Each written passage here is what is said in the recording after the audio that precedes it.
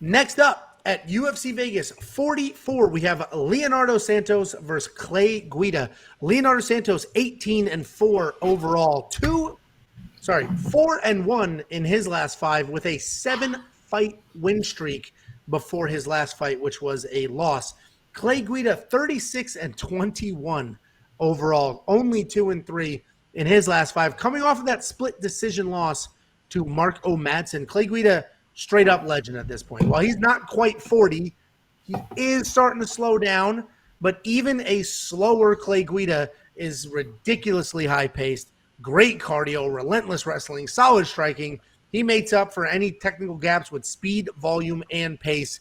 He's coming off a split decision loss to Olympic wrestler Mark O. Madsen, where Mark was 0-1 on his takedowns. If you watch the fight, it was interesting, though, because I felt like Mark wanted to wrestle, but just never found his opportunity because Clay's feet are never where they're supposed to be 2 seconds after you decide you want to take your shot. Leonardo Santos is 41. He is coming off of his first loss in 8 years. Phenomenal BJJ guy, a 7-time BJJ world champion. He's a technical striker, and despite looking soft, like physically looks a little soft, he has deceiving power in his hands. He showcased that with a one-punch knockout over Stevie Ray.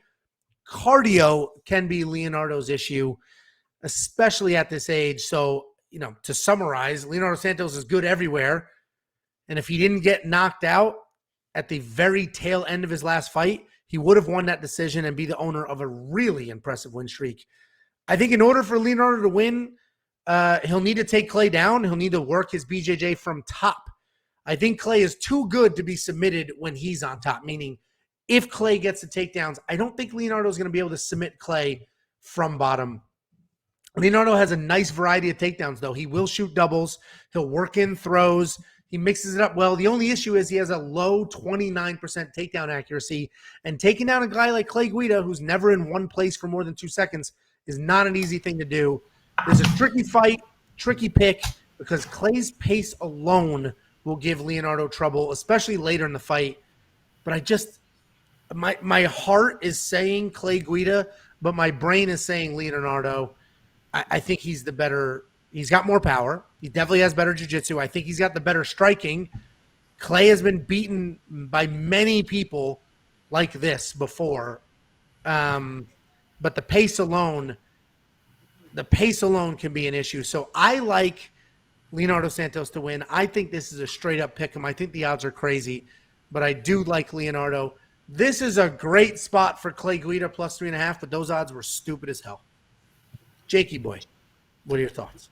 Quick pop quiz for you guys. Leonardo Santos back in 2005 had a grappling match versus GSP. Who do you think won that?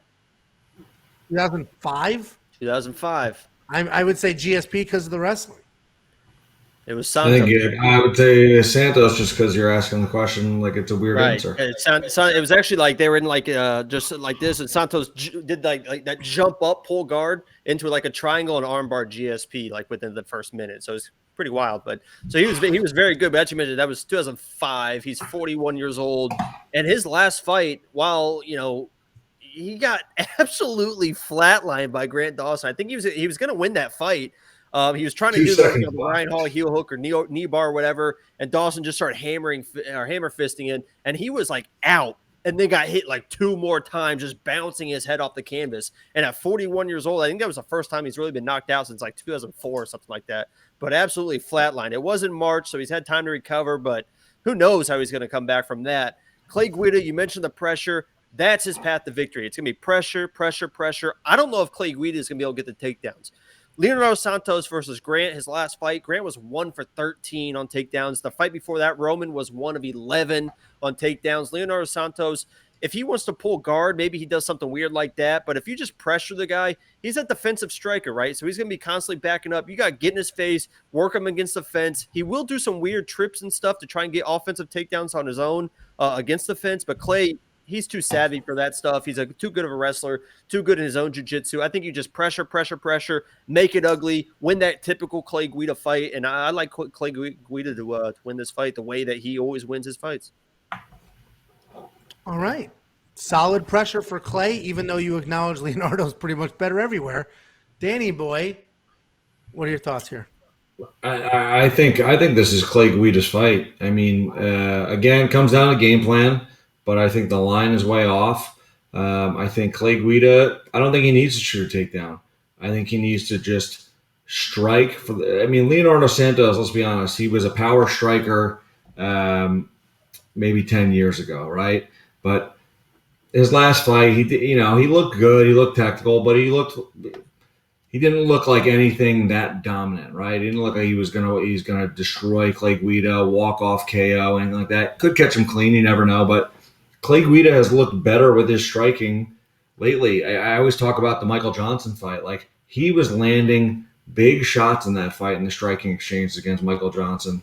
And Michael Johnson is a good striker, a good wrestler, and I think he came. I mean, I know Michael Johnson, he's hit or miss, but I think he came to that fight ready to go. And Guida just outpaced him, surprised him with the striking ability. So I think if Clay Guida doesn't shoot a takedown for the first round and a half and just strikes, yeah, it could be some back and forth exchanges. But by midway through the second round, beginning of the third round, Clay Guida is going to be putting it on him.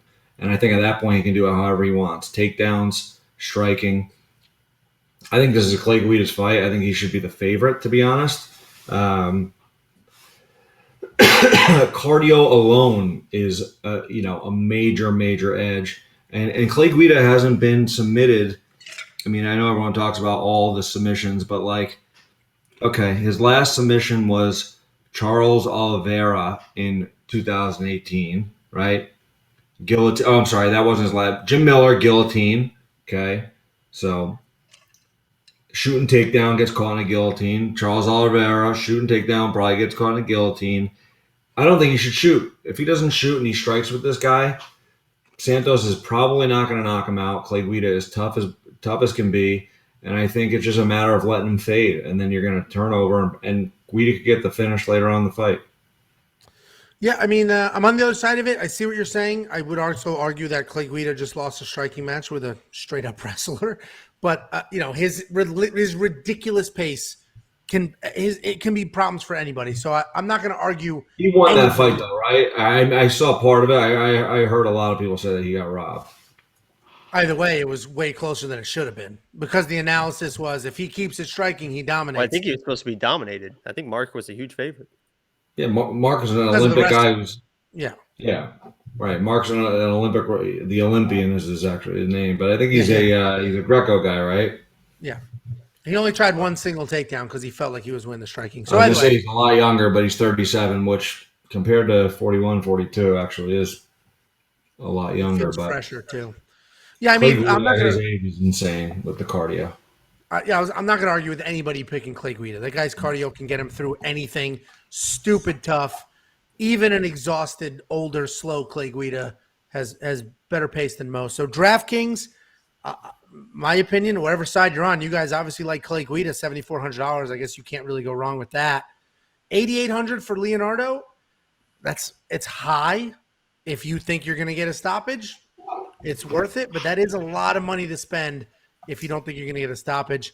Monkey knife fight, man. This is probably a less more situation, even though I think Leonardo Santos wins, because Clay's pace is crazy, and I think Leonardo can win with just slowing the pace down or trying to, getting a takedown, working from there. But I think Clay is going to get his shots off. So it's probably a less more type situation. What do you think, Jacob? I agree with that. Less more. Danny? I like less more. I think Guida's going to pepper him, and Santos probably not going to land 77 strikes. Yeah, well, it's 77 is quite a bit. wewantpicks.com/bets. 5 different betting partners. Jump in, make a deposit. Let me know. I will send you $50, Cash App, PayPal, Venmo, however you want it, as a thank you. If you want to play this monkey knife fight line, wewantpicks.com/MKF. Make an account, make an account, make a deposit. They will give you a free deposit match. Use the free money. You don't even have to use the real money. Use the free money, play, get a feel for it, and go from there.